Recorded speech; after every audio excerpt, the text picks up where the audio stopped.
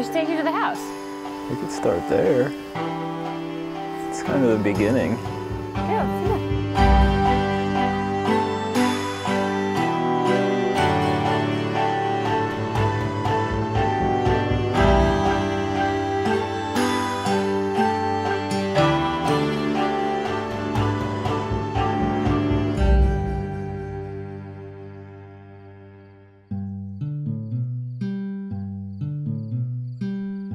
I don't know, I'd always had a camera when I was a kid, but it was never one of those stories like I got the camera and it was the rest of my life.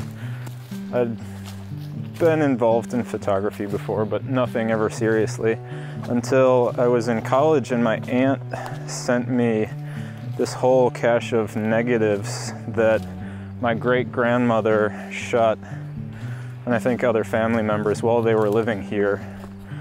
And it was just the negatives, there weren't the prints, so I had to learn to go in the darkroom and develop and print them all, and discovered this whole history of the place.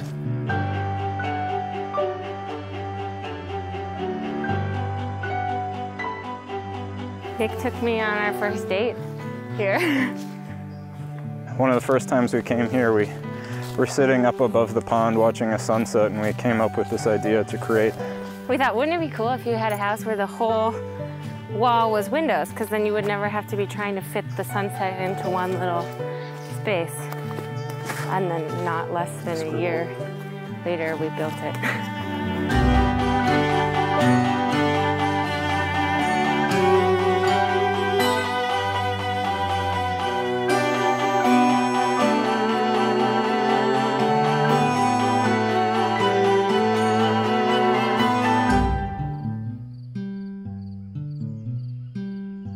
When we were living here and building it, it definitely didn't ever feel like an escape, because it was your everyday life. But now that we've moved on to different places and are working different jobs, it's definitely I don't know, escape or a reality check. Once we built this place, I was kind of like, I never thought I could ever build anything so big. So in a way, it kind of calmed all my fears. And then when you build something like this, you're like, oh, wow, I can do anything.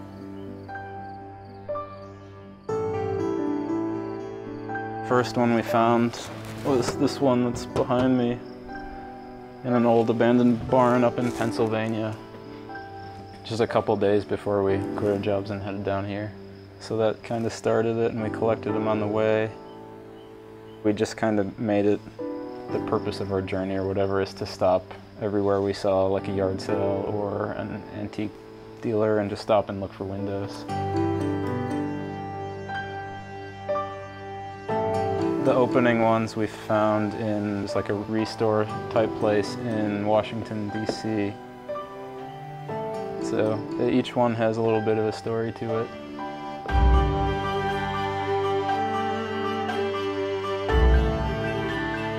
I think as we went and got into the building, we brought our thoughts and practices and ideas to it, but at the base, it was really that idea of making a home.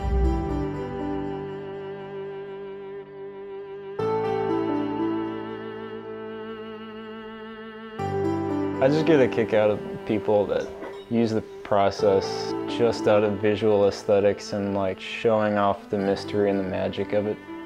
For me, the process isn't really about that. It's more about it, I guess, how it translates and it makes you think about time.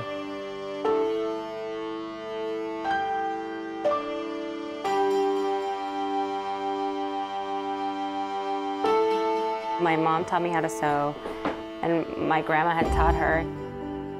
I started making my own clothes in high school. Like, I'd go somewhere and I'd see something and I'd like it, but I'd kind of not like one part of it, so I'd be like, okay, well, I'm gonna figure out how to do it and do it how I want it. Working with materials and being hands-on with the process. Part of why I do things in this way is the experience of it. There's something about the way that like this seam feels when it's hand-stitched, and you can feel that like hands have been on it.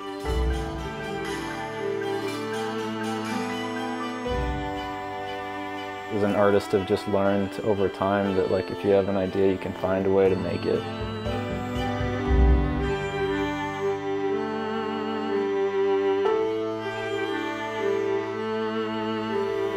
I would love to have people in here all the time, and you make something beautiful, you want everyone to be part of it.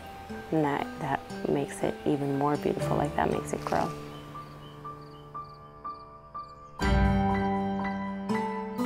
Sometimes the category could be woodworker or log builder or photographer, and which one are they going to accept?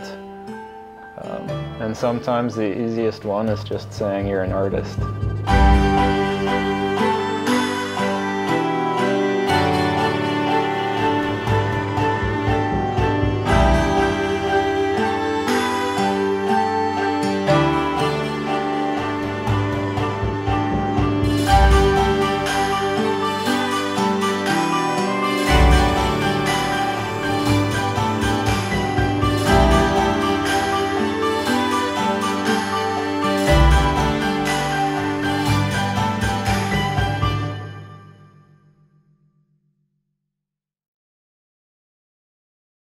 That's an artifact.